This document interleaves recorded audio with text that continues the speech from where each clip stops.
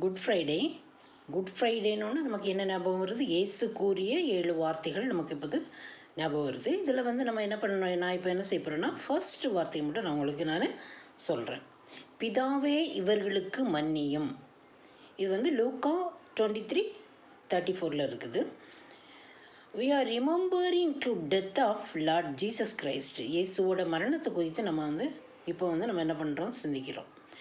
என்ன எழுதி இருக்குது? அப்பொழுது இயேசு, பிதாவே இவர்களுக்கு மன்னியும், தாங்கள் செய்கிறது இன்னதென்று அறியாதிருக்கிறார்கள். அவருடைய வஸ்திரங்களை அவர்கள் பங்கு போட்டு சீட்டு போட்டார்கள். இது வசனம். இயேசு என்ன பண்ணார்? ஃபர்ஸ்ட் வார்த்தை பிதாவே இவர்களுக்கு மன்னியும்னு சொன்னார். ரோமபுரிக்கு எதிராக சோல்ஜர்ஸ் எல்லாம் என்ன பண்ணுறாங்க சொல்கிறோம். அப்போல்லாம் ரோம நாட்டிலலாம் என்ன பண்ணுவாங்க, தண்டனைனா அவங்களோட கடமை அந்த தண்டனை கொடுக்கறது. நம்மளே இமேஜின் பண்ணி பார்ப்போம். இப்போ நம்மளை இந்த மாதிரி சிலுவையில் நம்மளை அறையுமோ, நம்ம என்னெல்லாம் சொல்லுவோம்? நம்ம ஃபஸ்ட்டு நம்ம என்ன பண்ணுவோம்?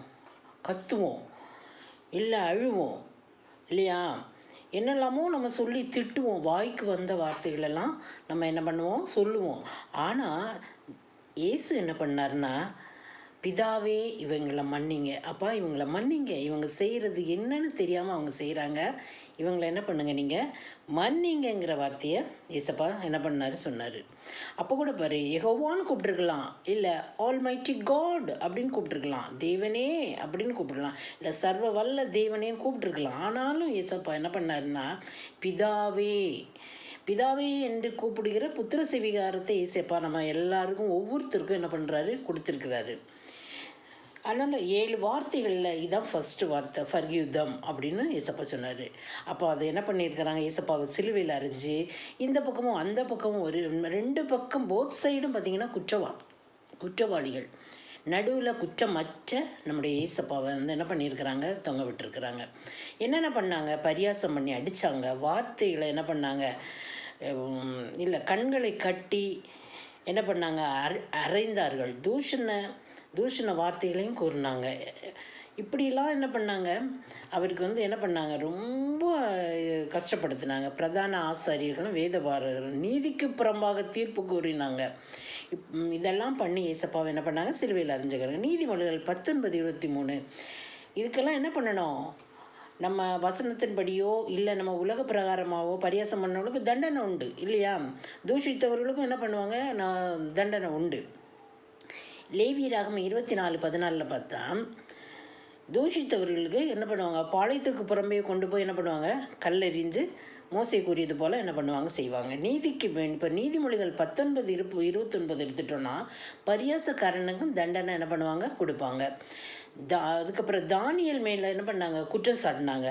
ராஜா என்ன பண்ணாங்க, சிங்க குகையில் கொண்டு போட்டாங்க. இப்படி நம்ம என்ன பண்ணோம், இப்படியெல்லாம் இருக்குது. தண்டனைகள் இருந்தும் ஏசப்பா என்ன பண்ணார், அப்படிலாம் தண்டனைலாம் நீங்கள் கொடுத்துடாதீங்க, பிதாவே இவர்களை என்ன பண்ணுங்க, நீங்கள் மன்னிச்சிருங்க அப்படின்னு சொல்லி ஏசப்பாட்ட என்ன பண்ணாங்க, மன்னிப்பு கேட்டாங்க. நம்ம என்ன பண்ணுவோம், நம்ம நம்மளை நிந்திக்கிறவங்க பரியாசக்காரர்களுக்காக நம்ம என்ன பண்ணோம், ஜெபிக்கணும். தானியல் மேலே ஒரு குற்றமும் இல்லை, என்ன பண்ணாங்க, என்னெல்லாம் பண்ணி கடைசியில் என்ன பண்ணாங்க, யார் என்ன பண்ணாங்க, குற்றம் சாட்டினாங்களோ அவங்கள என்ன பண்ணாங்க, சிங்க குகைக்குள்ளே அடைச்சிட்டாங்க. அது மாதிரி என்ன பண்ணோம், மனஸ்தாபப்பட்டால் அவனுக்கு மன்னிப்பாயாக அப்படிங்கிறது லூக்கா 17வது அதிகாரம் 3வது வசனத்தில் இருக்குது. மனஸ்தாபப்பட்டால் அவனுக்கு மன்னிப்பாயாக அப்படிங்கிறது தான் வசனம். ஏசு மனஸ்தாபப்படாமல் என்ன பண்ணார், மனஸ்தாபப்படாதவனையே என்ன பண்ணார், மன்னிச்சார்.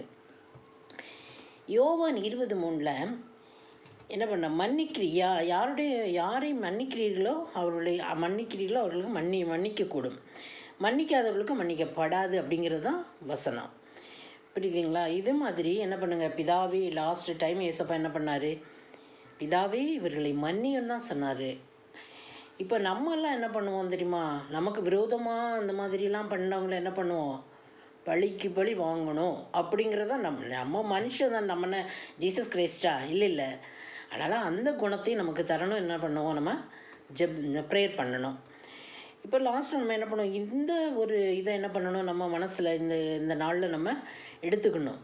ஏசப்பா உங்களுடைய குணத்தை எங்களுக்கு கொடுங்க.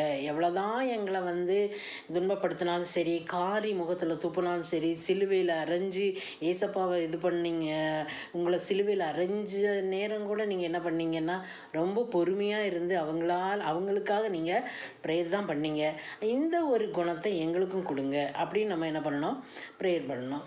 இப்போ கொஞ்ச நாளைக்கு முன்னால் கூட நம்ம கேள்விப்பட்டிருப்போம், ஆஸ்திரேலியாவிலேருந்து ஒடிஷா வந்த கிரகாம் ஸ்டெயின்ஸ் அவங்க மகன் தீமத்தியும் இவங்களை என்ன பண்ணுவாங்க, இங்கே வந்து என்ன பண்ணாங்க, இந்தியாவில் வந்து என்ன பண்ணாங்க, தீயரித்து கொண்டாங்க. அப்போ கூட அவங்க ஒய்ஃப்கிட்ட கேட்டதுக்கு என்ன பண்ணாங்க, ஒய்ஃப் என்ன சொன்னாங்க,